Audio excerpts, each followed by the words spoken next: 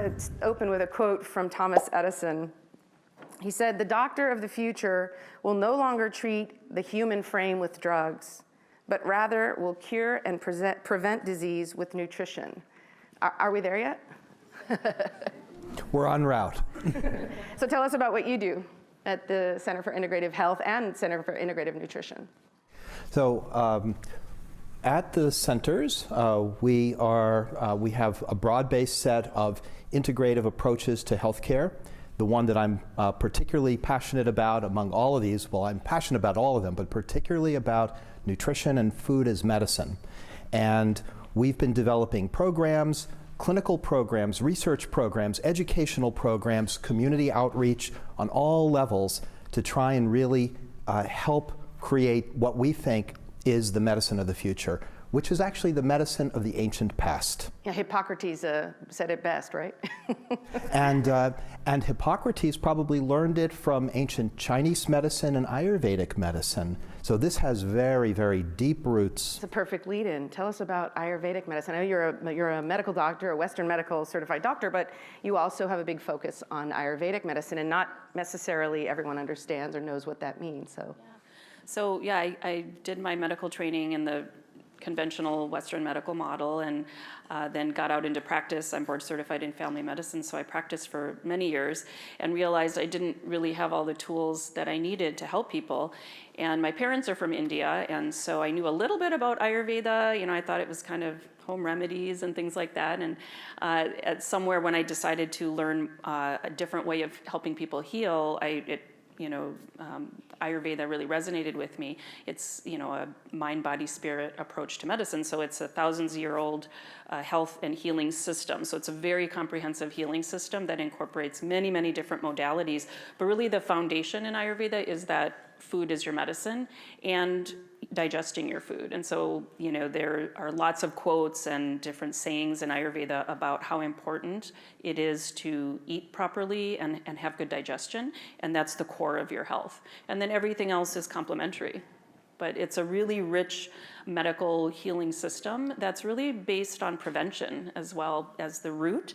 And then there are lots of treatments for health conditions when they happen, but the principles are based on prevention and empowering people to be their own healers. That's the thing I think that interested me when you and I first chatted, is that Western medicine often deals with the symptoms of the problem. You're treating the symptoms, whereas Ayurveda would say that's number 6, and we go back and start at step 1. And I think that's really fascinating, thinking about prevention, or perhaps if you're on a certain trajectory, it doesn't mean that you're predestined to end up there. You can take steps and in your diet and your activity and eliminating toxins and so on to change that. And I think that's really fascinating. Now tell us a little bit about what you do at the Gerson Institute. Okay, at the Gerson Institute, we're a local nonprofit, and we have another anniversary we're actually celebrating. We're 40 years old this year. And we were developed as an education and training and information and referral agency for the work to support people that would like to follow Dr. Gerson's work. He was trained as an internist, he was a neurosurgeon, he was a soil scientist in his own right, and he even for a period of time served as the agricultural consultant to the Prussian government at that time, and also the Bavarian government before he came to the United States in the 30s. And he originally developed the Gerson therapy to treat his own migraine headaches. And he did that through a diet elimination program. And then that progressed and developed to his using it to treat skin tuberculosis at that time, and then developed into pulmonary tuberculosis. And soon after that, he was asked to also try it for cancer, which he refused at first because he said, I know nothing about that, and this is so. But he was starting to realize that he had a systemic program here. He came from the attitude and the concept of totality. So he looked at everything. He looked at the air quality issues, the water issues, besides the nutrition. It had to be fresh, organic. He developed, of course, individual protocols for people, but there were similarities, and some of the basics were just like salt restriction, potassium enhancement, some natural supplementation, protein restriction initially, and continued to develop the program to treat very seriously ill people. So that's we're now training doctors around the world in cyberspace in a teleeducation program and expanding our ability to help more people. So it's very exciting to see the interest coming from everywhere with not just that it's necessary to eat healthy, but that it can really be used as a treatment for very, very serious illnesses, to bring the body back into total balance and to move to a vibrancy and a vitality of life. It's been said that food can either be the best medicine or the slowest poison, right? And so we have a little yin and yang on this panel today to talk about both sides of that coin, because it's important, right?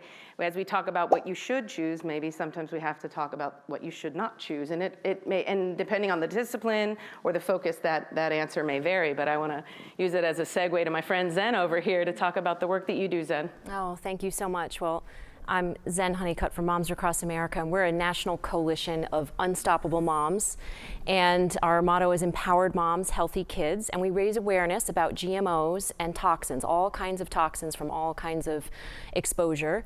And we offer GMO-free and organic solutions. And through supporting local leadership, we are creating healthy communities together in collaboration with many different organizations. And that means offering free materials, supplies, training, talking points to go to city council or join into 4th of July parades, or to reach out to your food director at your school. And so I'm very excited to connect with people from all across the country and now around the world. We have mothers across the world as well. And to see the results that children are getting better. You know, our children are the most vulnerable to these toxins, and they are getting better by changes through diet. In fact, my 3 sons who are in the back are examples of that.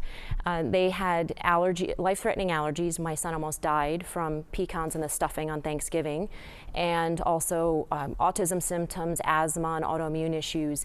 And all of them have recovered through using food in their diet, eating organic, taking care of the gut biome, which I'm sure we'll talk about. And so I know that we can do this as a country. We can recover our children and our families, and we can turn around the food industry and the health in our country. Thank you. And now, John, you also have some background in GMO, but that's in generally your scientific expertise. But you also have a laboratory. Tell me a little bit about what it is that the laboratory does. What is it testing for, and how does it work, and why? How does it relate to what she's doing? Very good.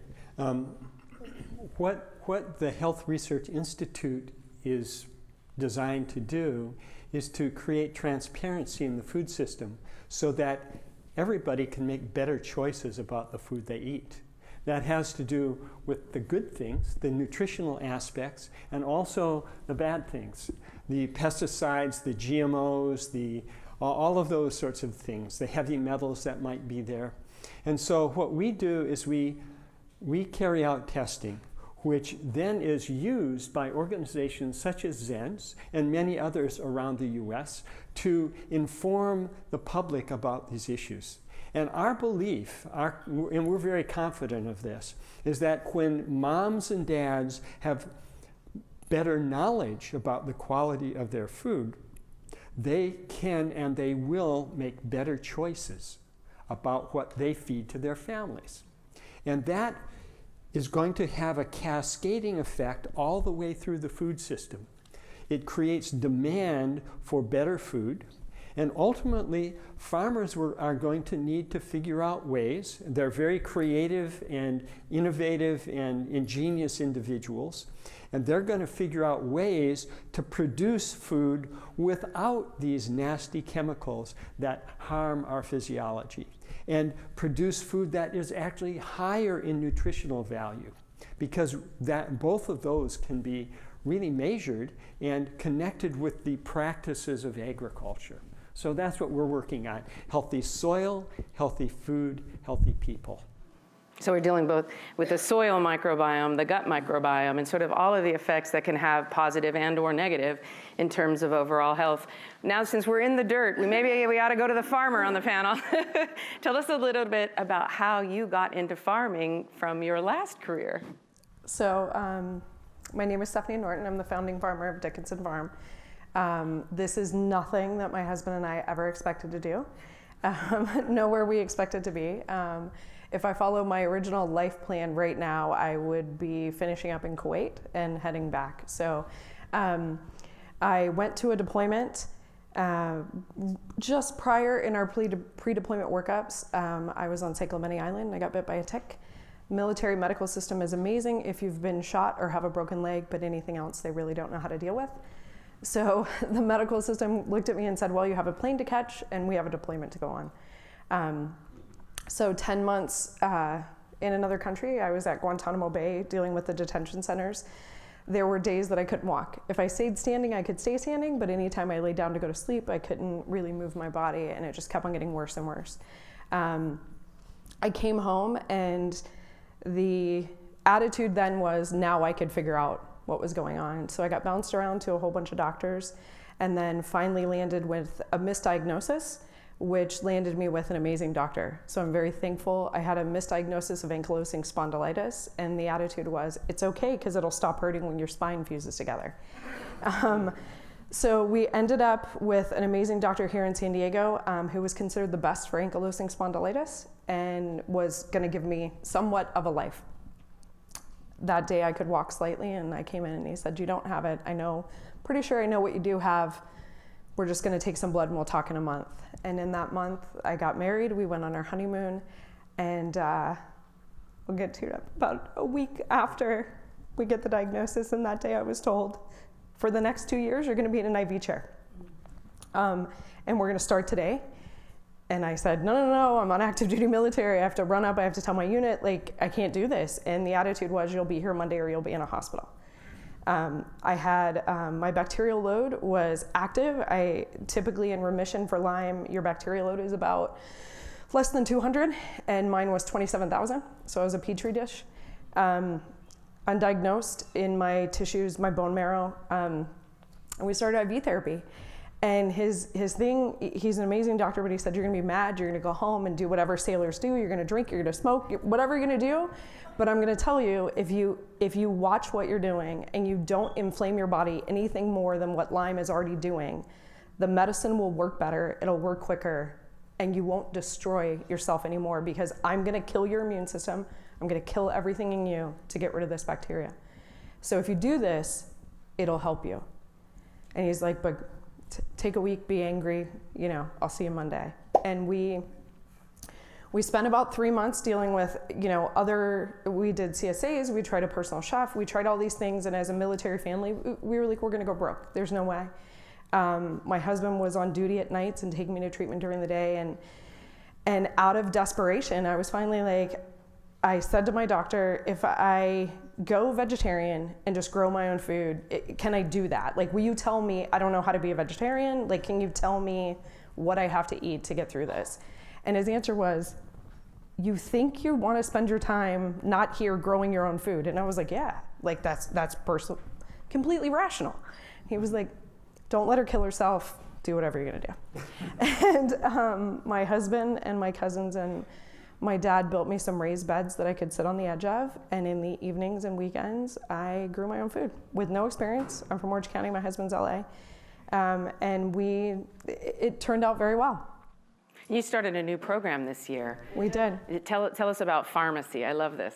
So with this, we started farming in 14. We went to market in 16, and then last year I was talking with my nurse and just, how are you? How's the community? That type of thing. And when we were talking, I was like, yeah, we're selling to our community, our neighbors, and she reminded me in the way that best nurses do that your community is the people that sat next to you for 2 years in an IV chair, right? Your community is the people that had the same struggles. And don't forget that those people still sit there every day, and new people still fill their chairs, and they're who need your food. And we grow 100% heirloom. We don't take anything that's past World War II. We only use very, very little organic pesticides, and that's when it's just the load is too high and we're gonna lose the whole farm. And in 4 years, the only thing that we've sprayed is organic copper. And we're really considerate of that for my health and our customers' health. So after thinking about it, and I reached out to Christina, we had worked together before, and she does amazing work with heirloom greens and heirloom vegetables, and they do cook differently, and she can work with them. And I was like, hey, I want to do this thing. Like, I want to get our food in front of patients. And everything from I just got my diagnosis and I can't even stand up to cook for myself, to hey, I'm doing well and I want to get back to cooking for my family, and everything in between. So we launched it, and it's been amazing. Thank you. Let me ask you something, Gordon. It's been my understanding for a long time that nutrition wasn't sort of part of the required curriculum for medical doctors. Is that still the case? It's changing, although gradually.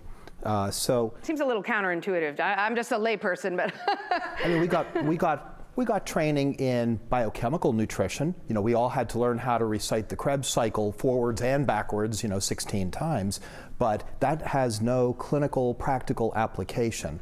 It's found its way a little bit.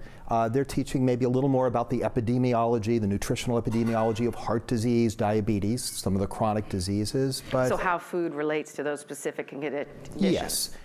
Don't eat this, eat that. And in some quarters, it's just lip service. In others, there is an effort to try and ingrain it into what people do in practice. How does that differ from what you do?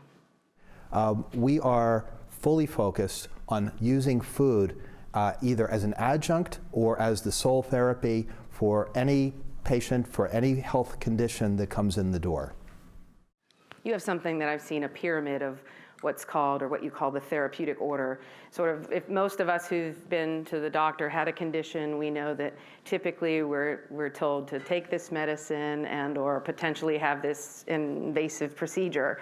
That's not where you start. Where do you start?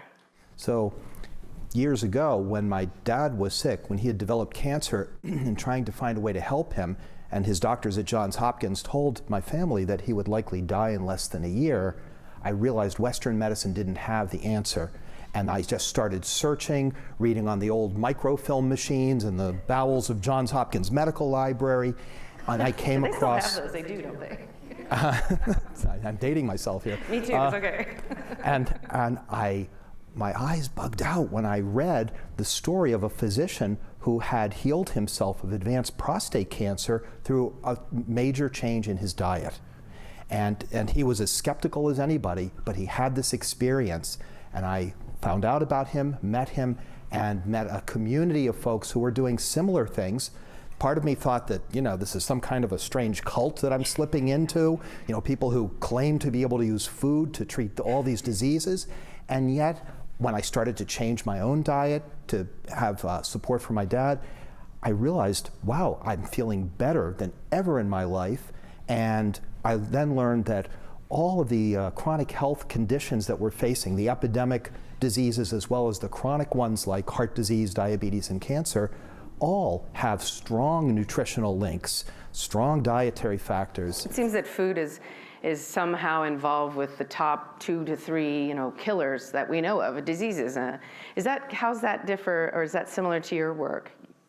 Yeah, absolutely. Again, it starts with the digestion and the food.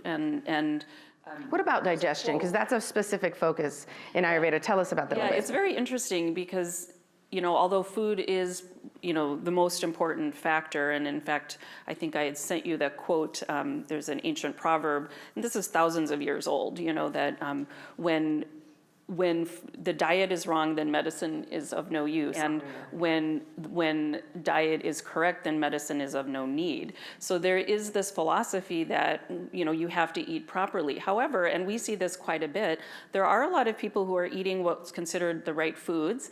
And in Ayurveda, we all have different mind-body types. So I think that's where people struggle a bit. And where no one size fits all. Exactly, yeah. And you really have to look at everyone as an individual. The food, should be organic and non-GMO and from nature and all of those things. And then how you prepare it is very important as to how you're going to digest it. Whether it's raw or cooked? Raw or cooked, and also there's this principle of the 6 tastes in Ayurveda where, in Western medicine it's very reductionist. We look at this one food and we say, oh, that's carbohydrate, that's bad. But if you eat it with the micronutrients that you need and spices, and they don't have to be like hot spices, but just savory spices, that's what helps you digest that food. So there's this concept of of how you're going to digest the food. Are you optimizing your digestion? And a lot of the foods are all about, now we know with science, which has been really fun to do the science, that a lot of these healthy foods are shifting the microbiome, and they do most of the digesting for us. But in Ayurveda, again, it's the 6 tastes. So we focus on macronutrients, which is what we learned in medical school: carbohydrates, fats, proteins, how much do you need of that? Those are the energy foods, and they're important, but that's 1 taste in Ayurveda. And the other 5 are all about the micronutrients and what you're putting in your food to support your own digestive process, so that you don't have to take other things to help you digest your food. You're optimizing your internal mechanisms for healing. And so when you combine a little bit of sour and a little bit of salt and the pungent and then the bitter and astringent, those are all the micronutrients, then your body will heal itself. This is all to improve digestion. It helps you to improve the digestion so that you can extract the nutrients from the food. And also there's this concept of synergy even in food science now, where when 1 + 1 doesn't just equal 2, 1 + 1 can equal 10 if you're combining foods in the right way. There's this concept of food synergy. So I think that's what these, and a lot of other traditional healing systems recognize when a lot of ethnic cooking naturally has a lot of these flavors all mixed together. And that's what my mom did. She just knew what to put in the foods. She didn't necessarily know it as a scientist, but she was a food scientist, right, in the kitchen. And so any food you made, you knew what to put in it. And then in my analytical mind now, I look at all these recipes and I'm like, oh yeah, it's got all There's the a 6 reason tastes for in it. Yeah, and it's interesting too that each of those tastes has a very specific purpose of what it's doing in your body to help you digest.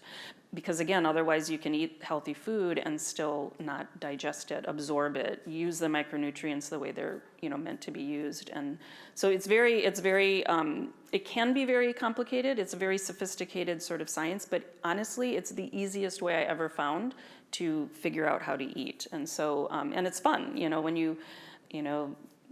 I taught my kids, these are all the 6 tastes, and then we would look at our food and say, did we miss one of the tastes? And sometimes you just have to add one little thing, and it makes it a complete meal. So, and that's again optimizing your internal healing, because Ayurveda is all about using what your body already knows what to do, but things have just gotten in the way of it. Maybe you're not giving your body what it needs to do the healing process. And again, food is key in that process, but also optimizing the internal mechanisms that we have for healing.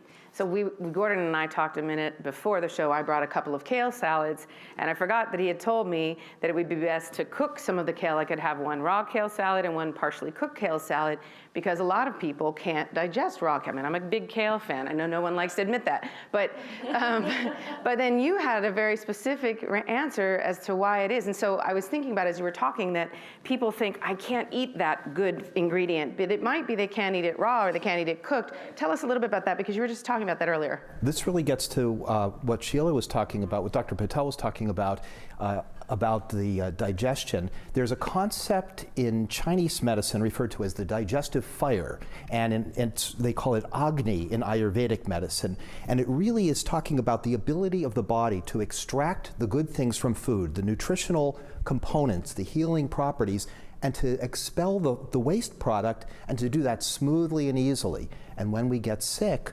that ability starts to weaken, and we end up not fully nourished and not able to easily eliminate, and holding on to toxin and waste. And so the most foundational thing you can do is to strengthen the Agni. It's to build up the digestive fire. And sometimes when people's digestion is very weak, you have to cook your food in a vessel outside of the body. You put the digestive fire into it, in essence, pre-digesting it a little bit, so that then your weakened power of digestion can be aided by your cooking method. That's also true of fermenting and sprouting as well. Those are sort of pre-digested foods, are easier for the body to assimilate, right? Correct. Yeah, a little bit of breaking the food down, before you ingest it can help then the body, so it doesn't have to do as much. And then as that Agni that gets stronger, then you may find you can, eat things that you couldn't eat when it was not so strong. Although there are some people, again, in Ayurveda that just naturally don't digest raw foods very well. And, there are these kind of different mind-body types. And that might not be so good for them if they try to do that. So it's very interesting. And I thought you raised something very interesting earlier, Anita, when you were talking about one of the things you do at Gerson is reduce protein intake. And I know from my own research that Americans on average eat about 5 times more protein than the World Health Organization recommends, and still twice as much as our own USDA recommends, never mind that we also waste 40%. But importantly, I'm curious about that, because protein is one of those things that for some people is harder to digest. So tell me why that's part of what you do at Gerson. Yeah, let me put it in the context first of the fact that the majority of our patients are very seriously ill. And I just want to comment first about food, too. On the Gerson therapy, cooking methods are a very big part of it, and the food is cooked very slow and low and waterless. And a lot of people experience it as being mushy. But that's that purpose of, it's not only what you eat, it's what's important is what you assimilate. And therefore, for a body that is stressed and already compromised, to have that, like you say, pre-digestion done by that. So the protein is a temporary restriction during at least the first 6 weeks of the therapy, because we're trying to mount in that patient some healing reactions and some strong detoxing. So, and then by protein, we mean after 6 weeks. There could be, for some people, it could be shorter, it could be longer, introducing organic low-fat or yogurt, or some lentils, that type of thing. So it's still That's not... an important point. When we say protein, we always tend to think of animal products, but there are lots of vegetables that have protein as well. That's right. So, yeah. And then also on the therapy, it's a tremendous amount of food. If a person's able to tolerate the full regime, we were talking about this last night, it's 20 pounds a day of fresh organic produce, but about 15 to 16 pounds of that is because there's such an intense juicing regime. And so 4 carrot juices a day, 4 carrot apple juices a day, and 4 green juices. And then the remainder of that is still for 3 meals. So this is very different when, from you and I, we talked a little bit about official medical food is used in Western medicine and what that is versus what she's talking about. Tell us what medical food is, not within your practice, but in general. Well, generally it's very precise, chemically defined compositions, supplemental foods that are given to people with a very precise, usually FDA-approved definition in mind. But not real food then, powders, supplements, They're liquids. almost the diametric opposite of real food. It's sort of one of those ironies, isn't it, that medical food in the medical profession is not food. It's sort of like how vegetables under the Farm Bill are specialty products. I mean, it's one of these things that sort of boggles the mind. So, yeah. Honestly, the most healing foods are the plants. You know, the other foods, and it's not that you have to be 100% vegetarian, although, you know, there's a huge amount of data that shows that, whole food plant-based diet is the healthiest, diet as far as prevention of chronic illness, et cetera. I think a lot of people feel sometimes overwhelmed by the information and the sources of information. How do I know what choices to make? What's right for me or my family?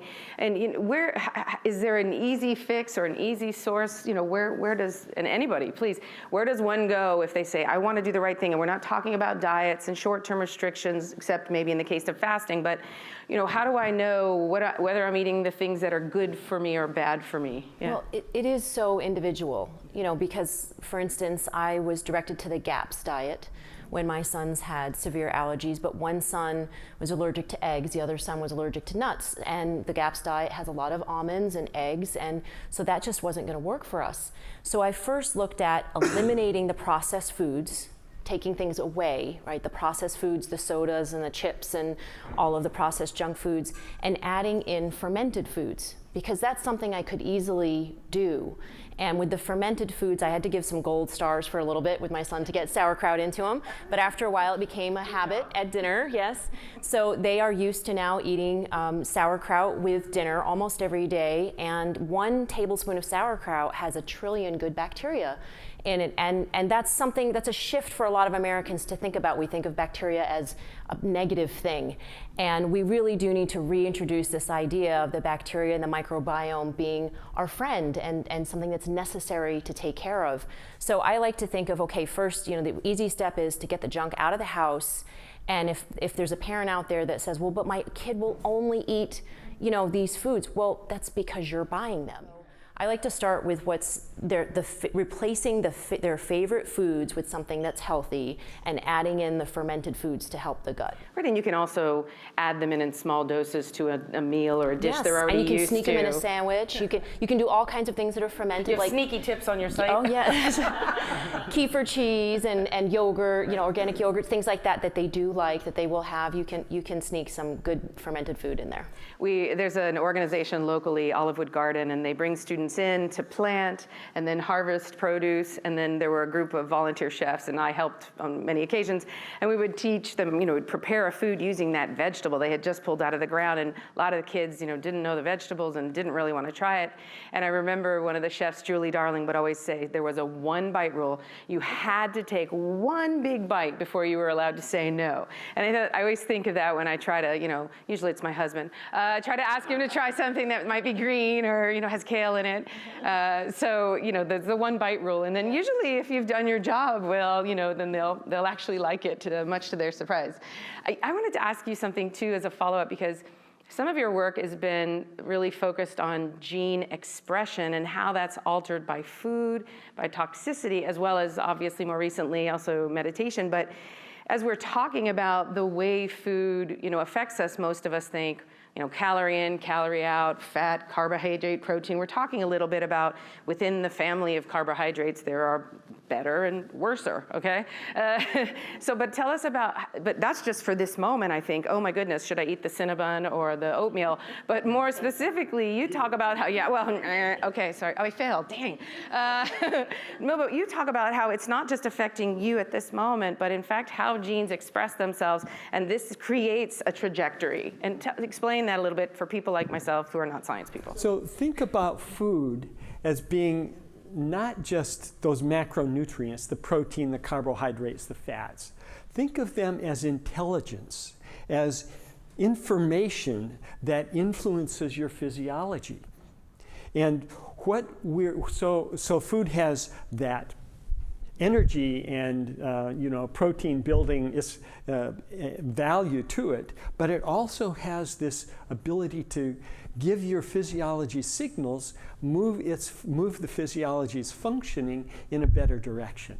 And that's really what happens with gene expression, is that you're altering things so that, and those gene expression effects, the effects on the way that our genes are being expressed, can happen in seconds and then go away in the next few seconds. If you eat that Cinnabon, there are enzymes, there are genes in your liver that will be turned on immediately.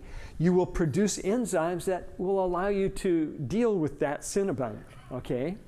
For better or for worse. No. And it will have to do with accumulation of glycogen and fat and all that sort of stuff. But so it's not just affecting you at that moment, though. Right. You're creating a future path, yeah? Right. That's the point that comes next, is that when you are eating a certain kind of diet, it affects your functioning, your gene functioning longer term. Has anybody heard the term epigenetics? Epigenetics. What happens with epigenetics is that when there's a certain impact on your physiology, the effect of that can actually change the way that your genes are chemically functioning. It doesn't change the sequence of the genetic alphabet, but it changes the actual ability of that DNA to be turned on or expressed or not. And this effect can be long-term. In fact, these effects can be inherited, so that if there's an epigenetic change that occurs as a result of your diet, that can influence your son or your daughter's diet. And when they continue, it can go on to their children. So these effects can be long-term. And of course, they sort of, you might, if you don't continue the, what would you say, the stimulus that's giving rise to it, then it falls off in a few generations. But this is something that strongly affects the physiology long-term. And there's now evidence that this occurs with the pesticides that you eat. Anybody heard of atrazine? Atrazine is one of the most commonly used herbicides. It's used in corn, it's used in many crops. There's now research that's been done showing that the effects of atrazine on, this was done in mice, if you feed a mouse atrazine in their diet, and then you look at, you will see changes in their genome, okay? You look at and behavioral changes. You look at the next generation, those will be there. And you look at the third generation and they'll be there. So this happens both from the good things in our diet and from the bad things. Well, this is a little heavy, and you know, Sorry. so no, but it's important because we're looking at our history of our own choices in life, our families, and looking back perhaps.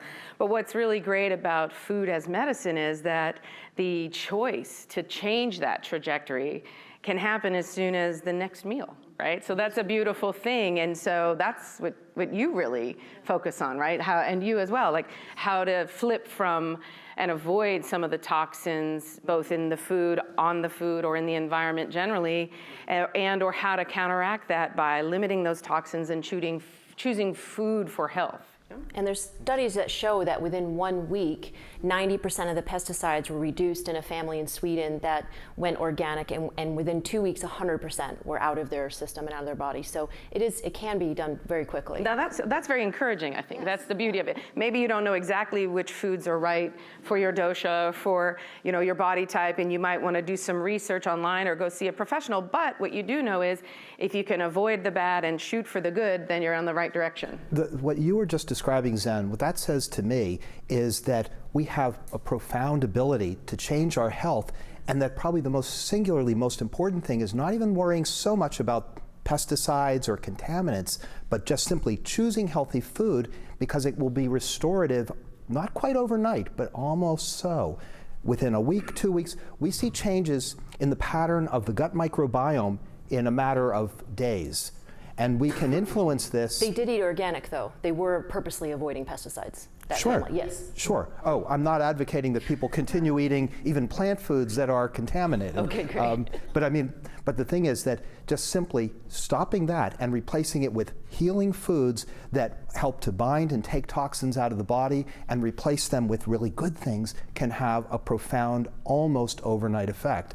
And with regard to the gut microbiome, we talk a lot about the fermented foods, and I'm a big fan of them, but the singularly most important thing we can do, again, is a whole food plant-based diet that provides the fiber and the resistant starch that nourishes the microbes that are already there. It feeds the good guys, and it doesn't feed, it actually sort of starves, although I don't want to use the negative term, but it doesn't feed the opportunistic ones that overgrow and cause so many problems. So just simply, the singularly most important thing is change your diet in this healthy way, and the effects are profound. That certainly was your experience. This made me think, as we're talking here, this is your life. This is what you did and what happened to you. It's interesting because I think a lot of us want to eat healthy. We hear all these things. We hear GMO, non-GMO. We hear organic better than organic. If you're in the farming community, some people tell you that organic has lost its real meaning. All these different kind of labels that get slapped on everything. We heard them all before we started doing this. We shopped organically. When you're in Guantanamo Bay, you shop with whatever is there.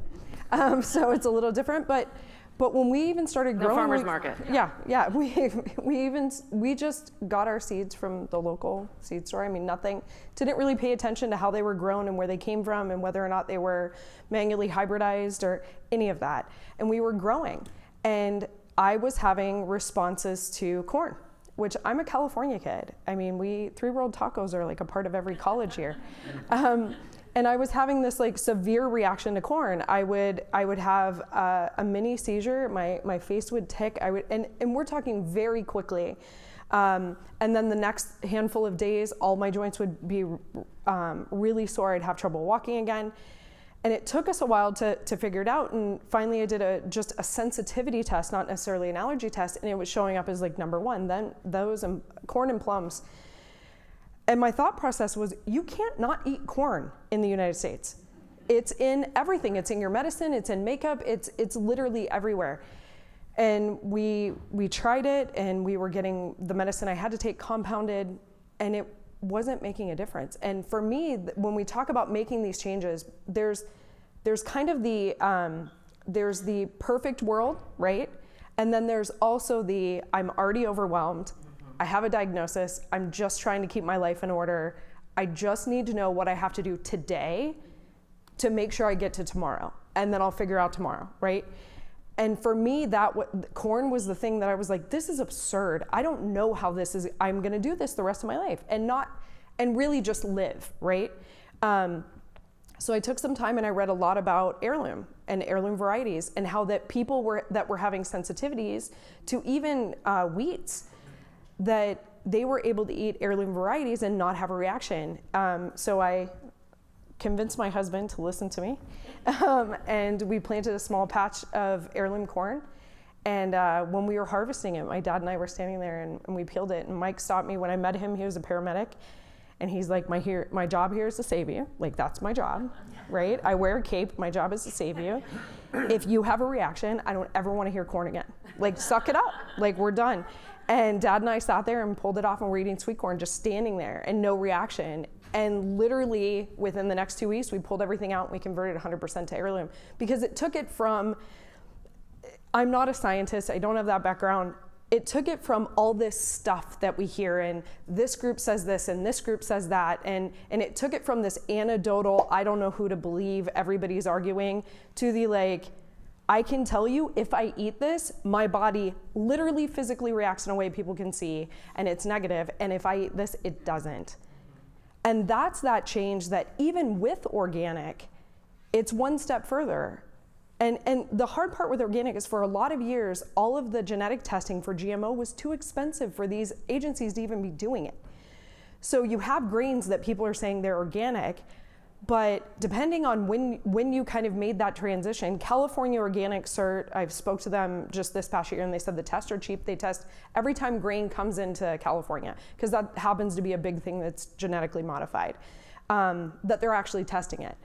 But the problem is that if you're eating a varietal that is either manually hybridized and you're allergic to one part of that, pluots is a good example. I'm allergic to plums, so I can't have pluots. I also have some trouble with some of the tree nuts, and because that's all in that family.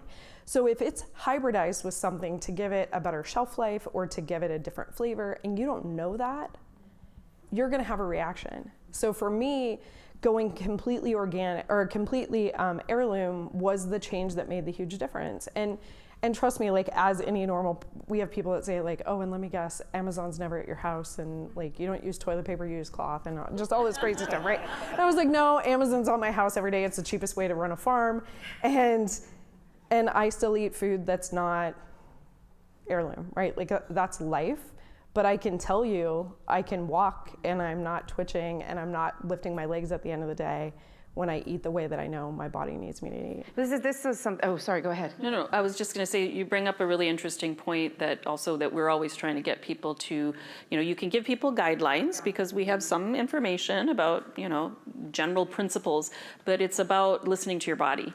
And if you eat something, even if your sister or your whoever spouse says, this is really good and you should eat it, and your body says, no, and if we're listening, it'll tell us, then that's not right for you. And then you try something else and you say, oh my gosh, I feel amazing when I eat this. And then that too. And you have to be honest with yourself, because our minds can trick us and say, but you're eating our Cinnabon every day, feeling great, but. Yeah. The Girl Scout cookie message is incorrect. Okay, got it. Yeah, and I tell people, follow an 80-20 rule, because also we add a lot of stress by saying, I have to 100% of the time eat this perfect food. And, our body's pretty resilient when we're, out of that really, really sick stage, that we can, sometimes have that food, but, most of your diet should be like what your body is healthiest with. The important thing, though, is to not give up, that she pursued it and she went after the heirloom corn. You could have just said, that's it, no corn ever again. Like we did with my son, it was no nuts, once he almost died from nuts, we said no nuts, not ever again. And we were just resigned and doubtful that anything could change. Until one day he said, Mom, I wish all my allergies would go away. And I said, me too, buddy. But in my head I was saying, that's never gonna happen. And then I realized, wait a second, that's not empowering. That's not what I'm committed to. What if something could be different? What if there is some other Ayurvedic, or some other way to have an opportunity happen and something could happen? So I asked him, would you like to, maybe one day eat a slice of pizza at a birthday party, which he couldn't do at that time, because we knew a cousin who had gone gluten-free, and eventually she could have it, right? Once she healed her gut, she could have it later on. And he said, yes. And I said, well, then would you be my partner? Would you partner with me in your health? Would you drink green drinks and try alternative medicines and all that? He said, yes. And I said, then I promise you, you're going to get better. And that promise, whether you do that for yourself or your spouse or your child, is very important, because then that has you do things you normally would never do, right? Like when you go to a doctor and you make that promise to follow that protocol. You step up and you do things that you normally never would do. So the important thing is to not give up and to keep trying new things and to promise somebody else that you're going to do this. Well, and the easy answer is not always, what we tend to do is say, I can't eat wheat or I can't eat avocados. But let's remember, like, what kind is being grown? And is it a very hybridized, modernized version, or is it a heritage or heirloom variety? Sometimes they call them biblical, right? On the other hand, and then therefore, how is it grown? Is it grown organically? Is it grown conventionally and or GMO, which means that it's likely to carry a significantly higher toxic load? And of course, then again, on top of that, it depends on which kind of, vegetable you're talking about. I don't know if you guys are familiar, but Environmental Working Group puts out something called the Dirty Dozen, and they say, look, not everybody's perfect. None of us buys 100% organic all the time, or most of us don't. And so there's certain foods that are more likely to carry a toxic load, and these are the ones they say, buy organic. These other ones, they might still have it, but they don't carry quite the toxic load. So again, it's not sort of a one-size-fits-all on these things. I had a reaction to an allergic type reaction, white blood cell buildup, and so my body constantly felt tired and sick because it thought it was, fighting these foreign invaders. And once you go through a process to eliminate and clean and detoxify, then your body is just sort of focused on itself again and can move forward instead of constantly in fight mode. Is that consistent with what you experience in your work? I wanted to just pick up on Zen bringing up empowerment, because we know from the research that when people are engaged in their own health care, even things like monitoring your blood pressure or your glucose, so what's any more involvement than your daily preparation of food? And also, I've always heard that if you're trying to make changes in your life, a lot of people kind of go to all or nothing instead of realizing that if you'll make some small steps, that can make some big differences. If you just go home and get rid of one or two things in your home that you feel is the most destructive or that you don't feel good about. The other thing, too, is to have a plan. And on Gerson, do we ever have a plan? We tell people exactly every hour what you're doing and what juice and what kind of, what meal and what things need to be involved in that meal, and then what you're going to do the next day and that kind of thing. But the same thing applies to us in our day-to-day lives too. Nothing's any more empowering than to literally, quote, excuse the pun, step up to the plate and take care, take charge. But for some people, it is 100%, at least for a while. Just make that commitment to go 100%. For instance, like gluten, getting gluten or dairy out of your diet, it takes months for that to come out of your body. So it is important to go 100% as much as you possibly can. And don't give up. Yeah, and I do want to add that my son did get better. His allergies went from a 19 down to a 0.2. And so he no longer has life-threatening allergies to nuts, which typically get worse, not better. And he did that by healing himself. Yeah. And I think one of the disservices we do in really conventional medicine is disempower people, and I think the worst thing you can tell a patient is this is what's going to happen, and I, as an integrative provider, and I do primary care still, I'll send people to specialists, and if they need certain tests, and then they'll come back and tell me, oh, the GI doctor, they said diet has nothing to do with this, and it's like, oh my gosh. The GI doctor who focuses on digestion? The cancer ward that serves donuts? Yeah. Yes. And they'll say the rheumatologist or the whoever said that this is what's going to happen with this disease, and so I need to do this medicine or whatever. And and not to, I'm kind of on both sides in the sense that I do see what happens when people don't do anything. And yes, that is true. That would happen if you do nothing. However, if you do these things, like change your diet, and then you can shift that trajectory, and it doesn't have to look like that. And just giving people that sense that our body is constantly changing and that every choice we make affects that change. It's a dynamic process. It's not necessarily just you're headed down this course. That may be true if you don't change what you're doing, because that's kind of how you got here. And so I think just giving people that little sense of, empowerment and a different perspective that this is really a dynamic process going on right now. Like we were talking about, the microbiome can shift in a couple of days. One bite of food you take can shift your gene expression. And then you start to realize, like, wow, I can really affect what's happening. I think that Super sometimes powerful. that empowerment is also daunting, because then it means that I have a responsibility as well. And, I think these things are sometimes in turmoil. Obviously, no one here is saying that, anything and everything can be 100% cured with diet. On the other hand, can you alter the trajectory that one says that you are on dramatically? I think the answer is clearly yes. You look like you want to jump in. Yeah, there's really a continuum of possibilities. There are some things where some diseases where diet probably will have a marginal, if little, effect. It might help your health in other ways, but not necessarily address the disease. On the other hand, there are some diseases on the other end that are diet-driven, and some of the most common and important ones are very much on that end of the continuum. The top 2 or 3, right? Yes. So you were asking before about the concept that I was going to mention about the therapeutic order. Oh, sure, your pyramid. Yes, Okay. and Yeah. this is... No, this is good, because most of us are used to the sort of Western paradigm, which is, what drug do I get, or what procedure do I need? Let me keep eating my honey bun or Cinnabon. But no. so how is yours is very different. You're very different. Well, years ago when I studied some of the more ancient healing systems, Chinese medicine, Ayurvedic, it was intuitive to me that you started with food and lifestyle, and you create the conditions for health with these.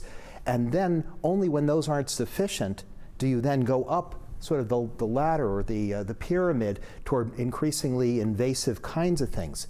If you're in a car accident, you go straight to the trauma center. You don't waste your time with diet and herbs and all that. But Write that down, folks. if you're unconscious, that's not the time to do psychotherapy. Well, actually, a calming influence is always a good thing. And healthy food, when a person recovers, is the first thing after the crisis has been resolved. So we have to use really good judgment. But in naturopathic medicine, they came up with this concept called the therapeutic order. And it really holds that diet and lifestyle is the foundation. Most things, before we ever even medicalize them and give them a label and scare people with all this workup and evaluation, they'll simply resolve if we change the health conditions through diet and lifestyle. And then if that's not sufficient, we use targeted natural therapeutics, herbs, acupuncture, allopathic medicine when that's not sufficient. And then, of course, What's allopathic medicine? Allopathic is Western medicine, the way the common understanding of disease or symptom focused, and pharmaceutically or surgically based interventions at the forefront. Well, I think this is really important. We've been talking a lot about how we might use food to deal with a particular problem. But again, if we go back to sort of body fundamentals and immune system and gut as the origin of the good or the bad, maybe what we're doing is we're creating a lean, mean fighting machine so that when the incoming comes, we're better able to ward it off. Is that true? It sounds really good, Star Wars-y like, but I like it. That's so, right? Children used to play outside barefooted on the earth. They weren't slathered with the antibacterial soap. As a kid, I ate dirt. I tasted everything on the farm.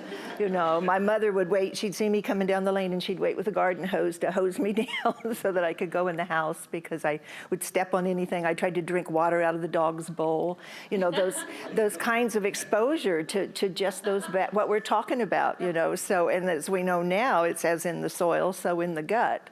And so she was very wise in a lot of ways to have given me that freedom. So your immune system is stronger stronger because of I that. have a very sturdy immune Yes. system. Yes, yeah. Charlotte Gerson tells me that if she had done to her body what I did, that she'd been gone a long time ago, and she's 96 years old, but she's lived very clean, eaten very clean. And if there is a crisis, by living this way, we've created resilience within ourselves that will help us enormously during that crisis. That's what I wanted to hear a little bit more about, because I think that's, we're not just talking about, again, if we think about disease or symptom focus, now we're backtracking to young, healthy people. How do we keep them that way strong? I mean, and how does it do that, and why does that matter?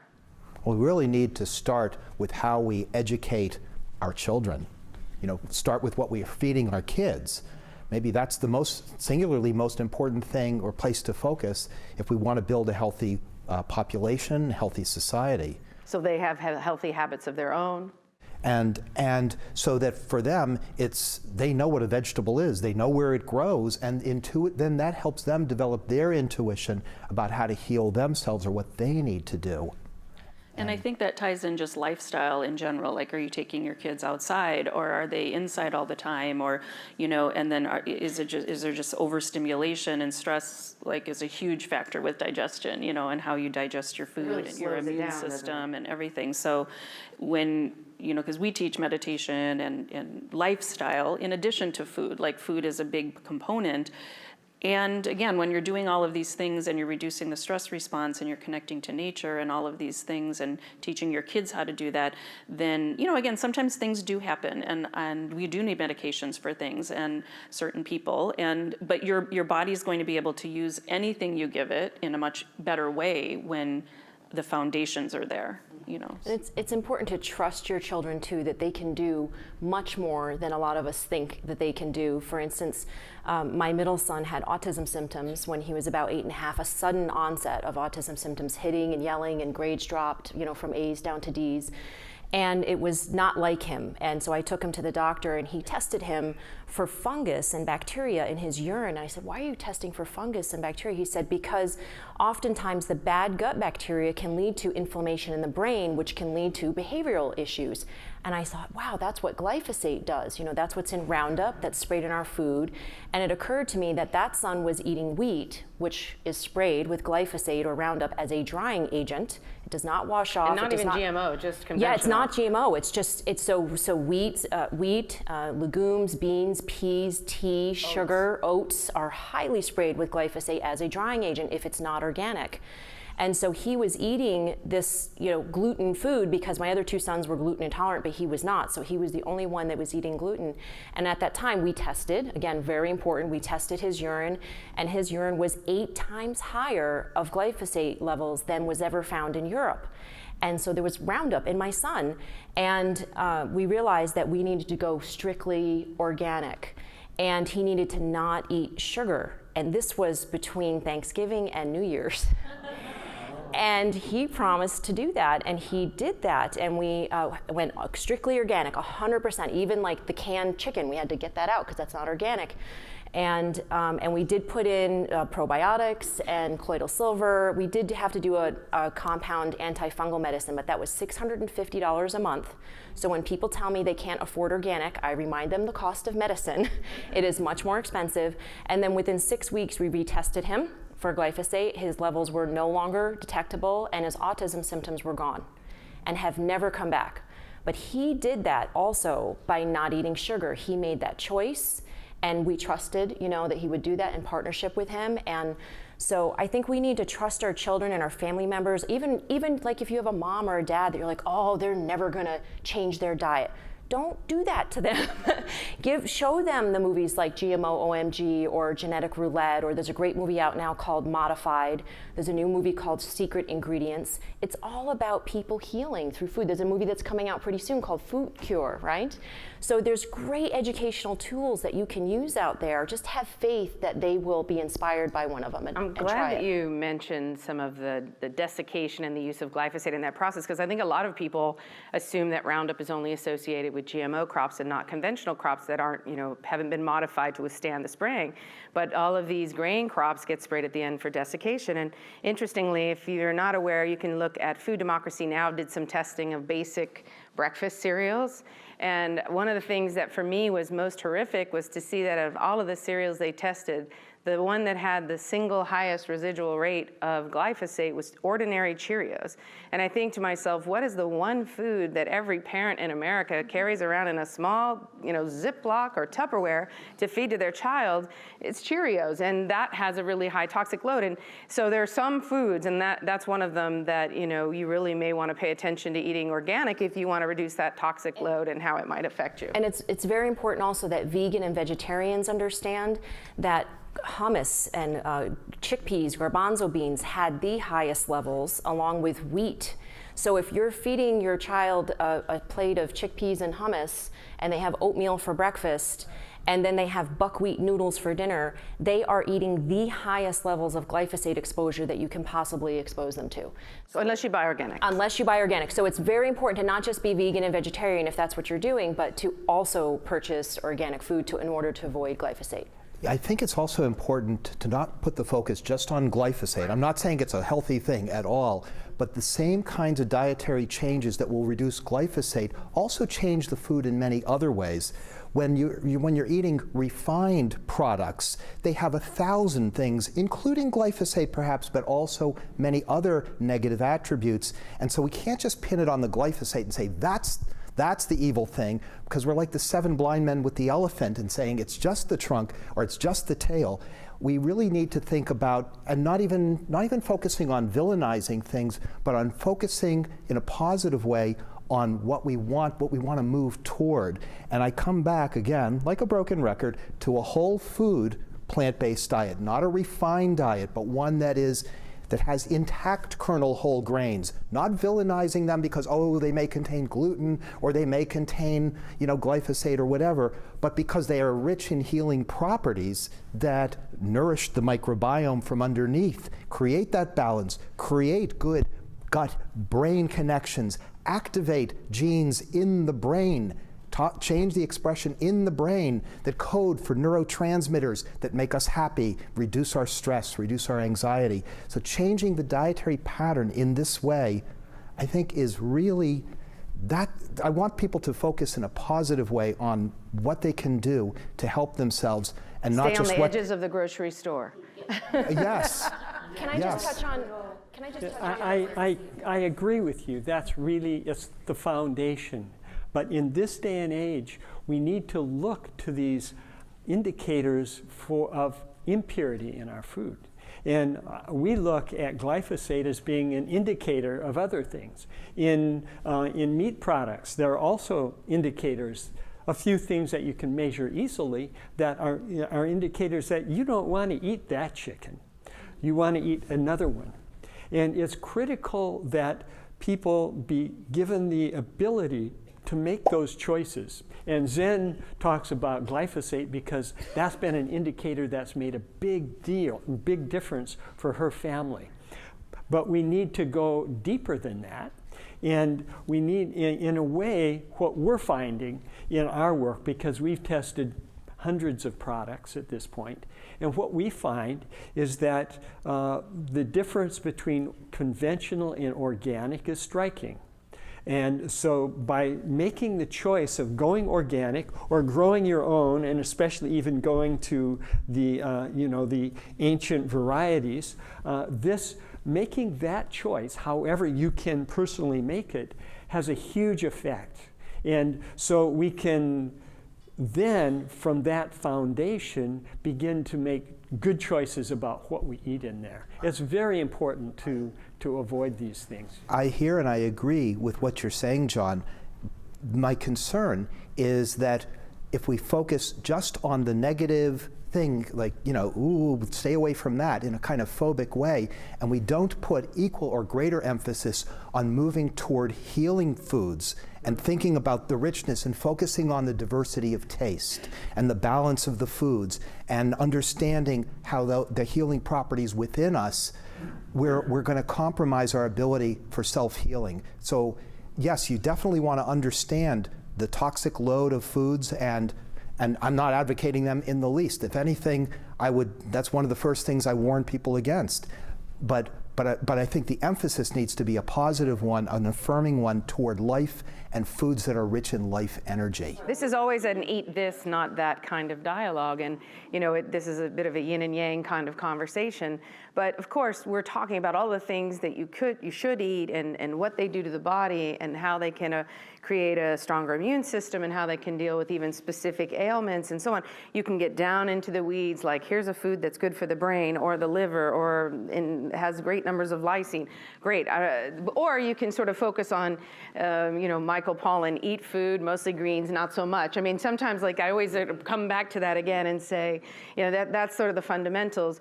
On the one hand, you don't want to get, these are important issues, extremely important issues, but you also don't want to become, you know, fearful of food. I had someone come over the other day and said, I don't want to eat your romaine lettuce out of your garden. I hear it has E. coli. And I said, well, not this one, I think, I hope, but I mean, but that's an important point because, you know, we can all focus and agree on, you know, eat real food, not processed food. Okay, step one. And then we can talk about, you know, whole nutritionally dense foods. Great, we all agree. Now, as we get down and we say, okay, so then we have organic, conventional, GMO, we probably all agree on which of those is the best as well. But I think, you know, it is sometimes good to stay here. We don't want to make people fearful of, you know, romaine lettuce, I think about that. But then there was a study out recently that showed that women who were doing IVF to get pregnant, that were eating fruits and veggies, the ones who ate the fruits and veggies with pesticides on it had lower levels of success. So it's not factual to just say eat your fruits and veggies. If you really want to be healthy and to get pregnant and to have healthy children, it does need to be organic fruits and veggies for the best outcome. Well, actually, Zen, Ideally. I would totally turn that around and I would put veggies way before fruit, and I would put whole grains and veggies at the top, because people have a misconception about what is even healthy within a plant-based diet. You know, fruits are important, especially when it's the right season for them. But we want to have greater diversity, and when we're encouraging people to have clean versions of these and life energy filled versions of these, you know, we don't. I also wonder when you mention people who, you know, women who are undergoing IVF and didn't have as good a result, it may have been a function of what was in the fruits and veggies they were eating, or maybe they were missing other things in their diet that were healing. It may have also been that their awareness of that was a reflection of other, or lack of awareness of that was a reflection of other things. Were they more likely to be smoking, to be, you know, drinking alcohol, to not exercise? So I think we have to be careful to say, oh, it was their non-organic fruits and veggies that was the cause, when it was part of a larger pattern. Well, but when we know that there's pesticides that cause endocrine disruption and impact, you know, fertility, of course. we know that now. So especially with glyphosate, so it's just not factual. I'm just saying to tell people to eat whole fruits and vegetables without addressing the issue of pesticides that can.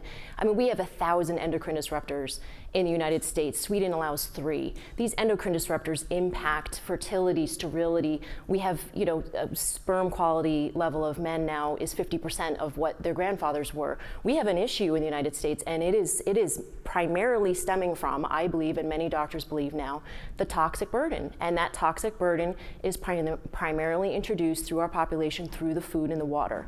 And that's coming from GMO chemical farming.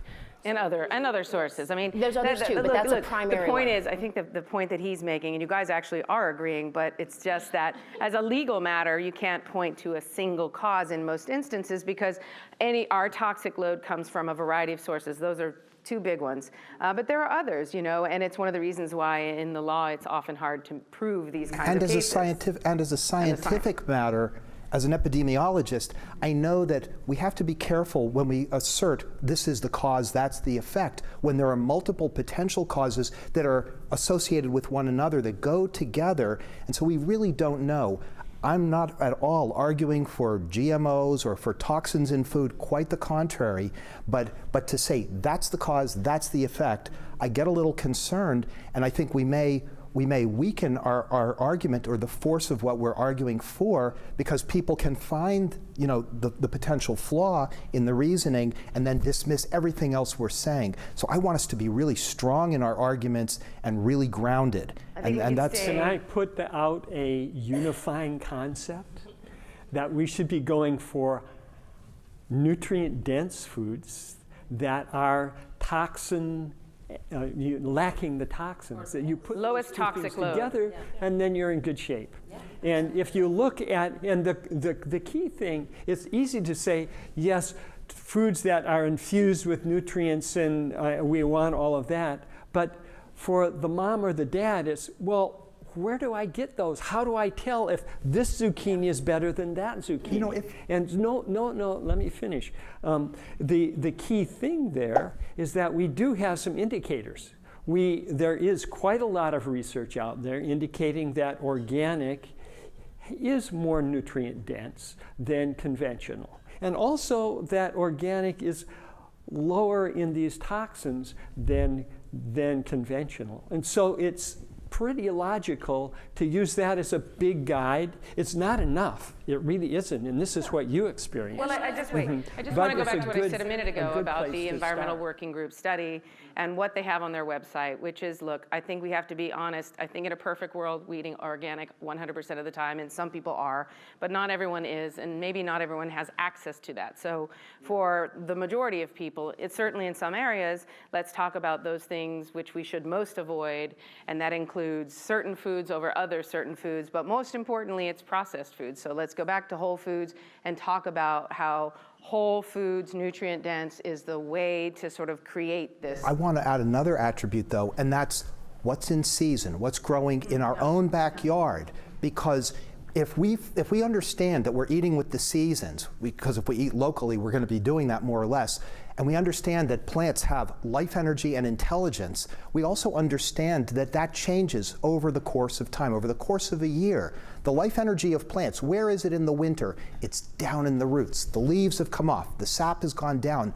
The life energy is the chi of the plant, and the nutrients follow that. So if we in the winter are eating the more rooty kinds of things, the stored nuts and grains, and we cook them with fire to make them more digestible, and in the summer we're eating more leafy things and fruits at the right time, we're going to be naturally going where the nutrients are the most dense. So And I think Ayurveda really focuses on seasonal eating as well. What you eat in the summer versus the cold or the hot weather is very Absolutely, it can get very, very sophisticated in like even what the phases of the moon when you harvest the fruits and things like that. And it's That sounds like biodynamic now. yeah. I mean, I fully believe it.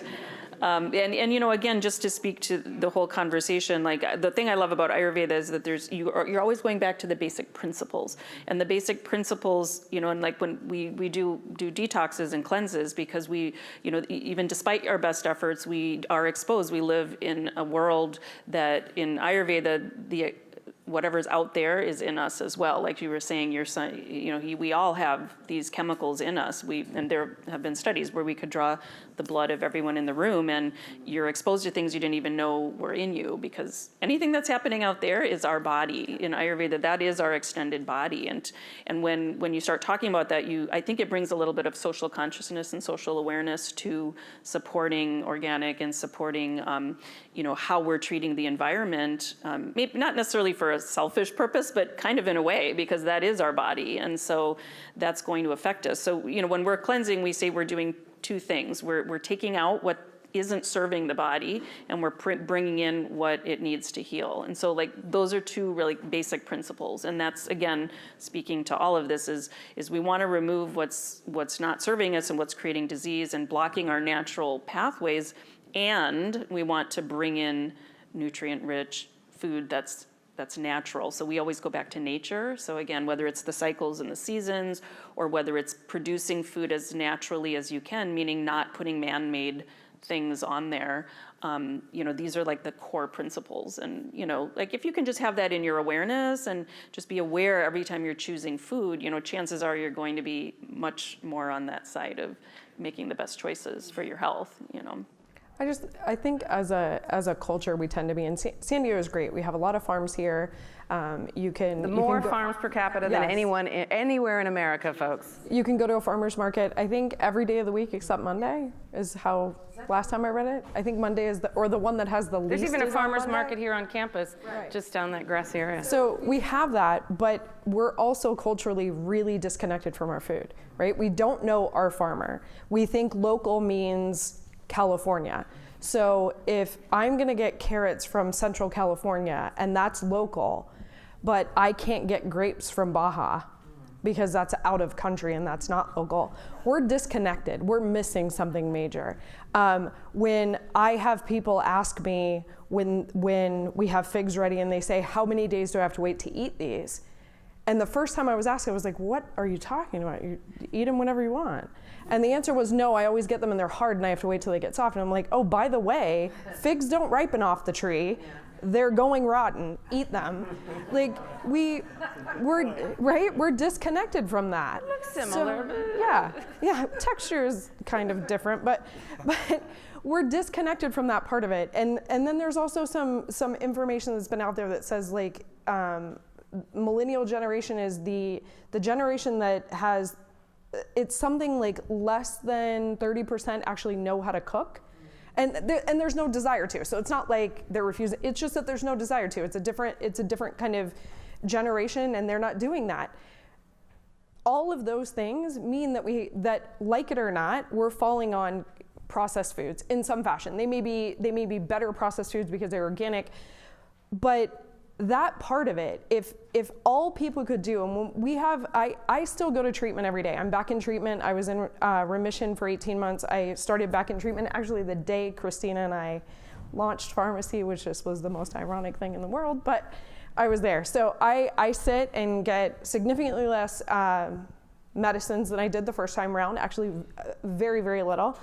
But that means every day since we launched it, I'm talking to the other patients and talking to people in a real world life scenario, right? How we all eat and how we want to eat is probably like the best of the best. And then there's like life.